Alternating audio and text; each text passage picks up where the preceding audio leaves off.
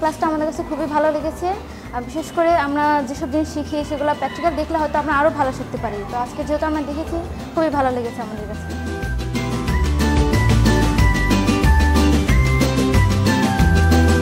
আমাদের উন্নয়নশীল দেশ হিসেবে বাংলাদেশের যে শিক্ষার্থীরা যথেষ্ট ক্রিয়েটিভ, এবং আমাদের শিক্ষার্থীদেরকে যদি হাতে কলমে শেখানো হয় এবং বিজ্ঞান বাক্সের যেই উপকরণগুলো আছে, এছাড়াও আরো অন্যান্য যত উপকরণ আছে যেগুলো হাতে কলমে দেখানো সম্ভব এবং যেগুলো সম্ভব না এগুলো ইউটিউবে আছে, যদি ক্লাসটাকে যদি ওইভাবে করা হয় তাহলে আমাদের ক্লাসগুলো খুব প্রাণবন্ত হবে এবং বিজ্ঞান শিক্ষায় শিক্ষার্থীরা অনেক বেশি উপকৃত হবে এবং দেশটা খুব দ্রুত এগিয়ে যাবে।